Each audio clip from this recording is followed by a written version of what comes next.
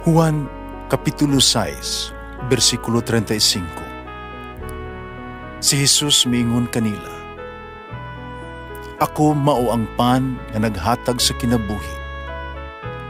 Ang muari kanako dili nagayod gutomon, ug ang mutuo kanako dili nagayod uhawon." Pan sa kinabuhi.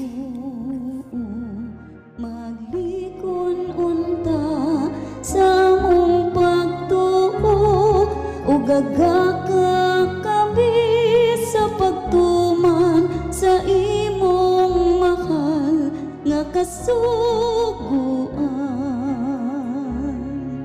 Ginumanaa kaninyo.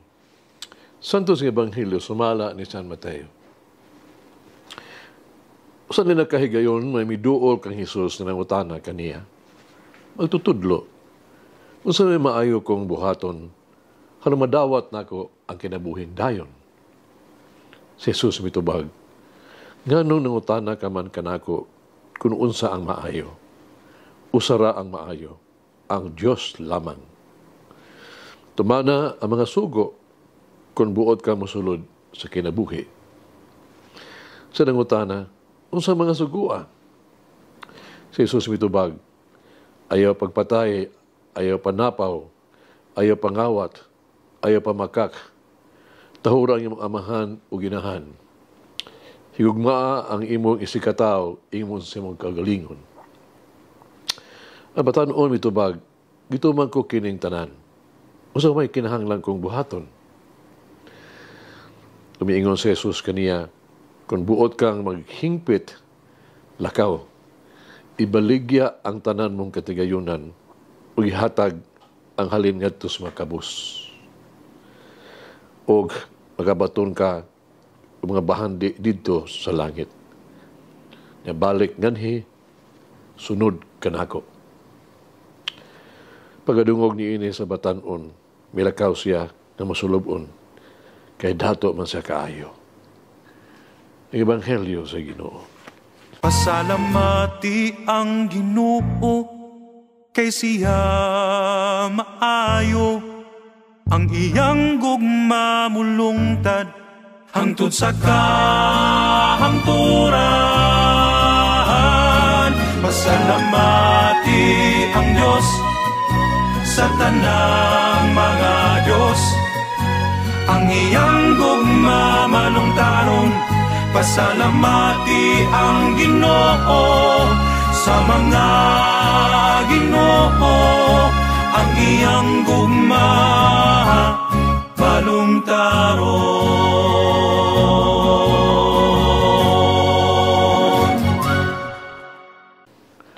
Dunay tulog kabutang nga di ba ko taon nagikan kanamo.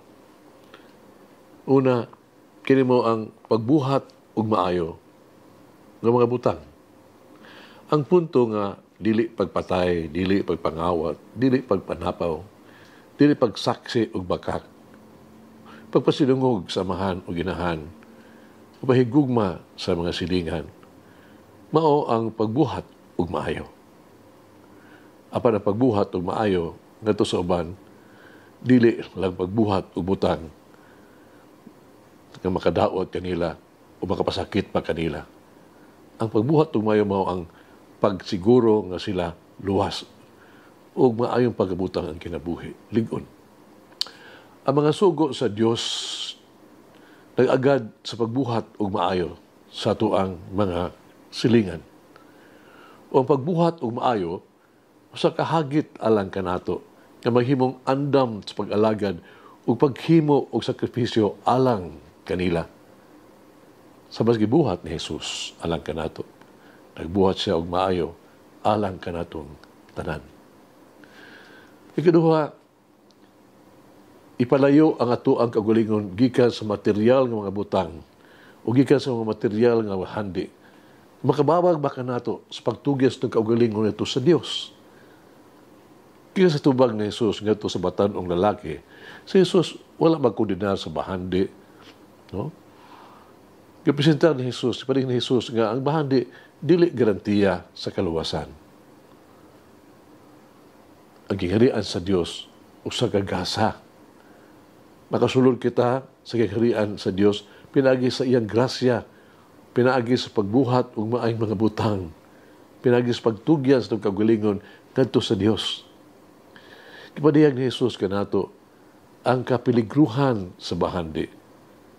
Sa usang paagiha, una, mahimong magunahuna kita ng usa ka tawo na pinaagi sa bahandi, mapalit niya ang tanan. Adunay presyo ang tanan. Ang bisan unsang maangkon pinaagi bahandi. Sa ingon, tingali magunahuna siya nga wala na niya kinahanglan ang Dios na maangkon niya ang tanan bisan kung wala na Dios. Ikaduha, mahimong isintro sa usa ka tawo ang iyang hunang-huna ug kusog sa pagitan lang og kwarta o kung saan pagdato. Mahimo niyang ibutang ang iyang interes sa pagtigom ug dugang pagbahandi. Sa ingon, mahimo makalimtan niya ang espirituhanong langit ng mga butang. Mahimong dili siya mo trabaho alang sa kinabuhing dayon. Panalang lamang sa material na sustento o material na kauswagan, pag-uswag. Dili ba nga, kung ang usa ka tao, makasinati o kaharuhay o kaluho, siya mahadlok na mawala, kini. Dili ba kung ang usa ka tao, busy makapulik na sa material nga butang, siya magpunukot na sa pagpaambit ni ini sa uban, sa paghatag, sa pagdunar. Busa, adunay kapiligruhan nga mahimong hakog, imbis mahimo siyang manggihatagon. Ikatulo, ang usa ka tawo sa mahimong kanunay mangita og ganti og bayad. Kung mao nga nagtuo siya nga ang tanan gyud mapalit na gyud og kwarta.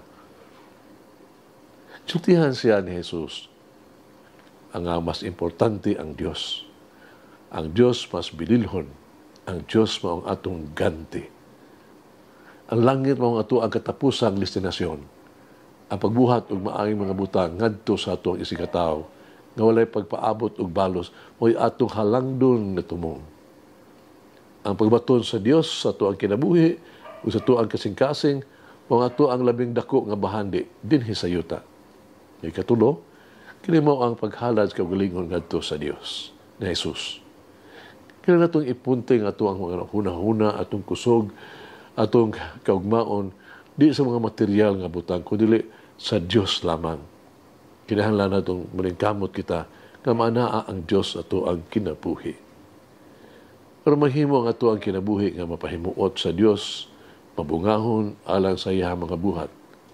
Kinahanglan pagani nato, nagamito na ato ang personal nga mga kahinaman alang sa alagad sa Diyos, alang sa kaluwasan sa tumakalag, ug alang sa kaayuhan sa tuang katawhan. Mag-isun mag-ampo kita. Minahal nga Ginoong Diyos, walay katapusan magagagahom. Pasalamat ako kanimo sa tanang naa kanako. Pasalamat ako kanimo sa tanang nga akong nadawat. Maubsahanon kong mag-ampo kanimo. Natagan mo ako ug kaisog sa pagbulag sa kaulingon gikan sa handi, mga bahandi, gikan sa kaluho. Harang balik kayan ang tentasyon sa kabantog o sa himaya. Ngabiyaan ang mga kaayuhan o pagkapopular.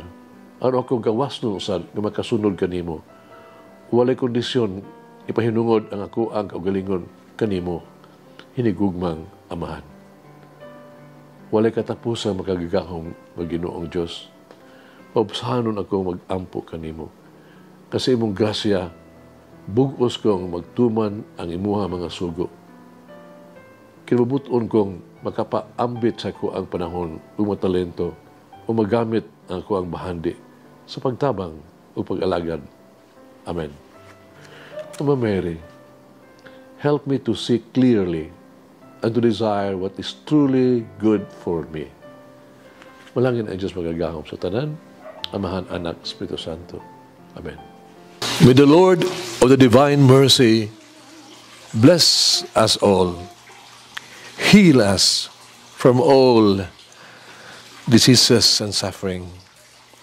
Ayun unta niya kita, tanang mga sakit na sa lawas o sa kalag. body and soul. In the name of the Father, the Son, and of the Holy Spirit. Jesus, I trust in you. Amen. Whoever eats the bread of life will never hunger, says the Lord. Kay galaan inyong nabati ang pagpaambit ug hamubong pamalandong sa pulong sa Dios pinaagi sa tulumanon pan sa kinabuhi nga gidumala ni Monsignor Daddy Silva. Hangtod na usab sa sunod higayon, daghang salamat.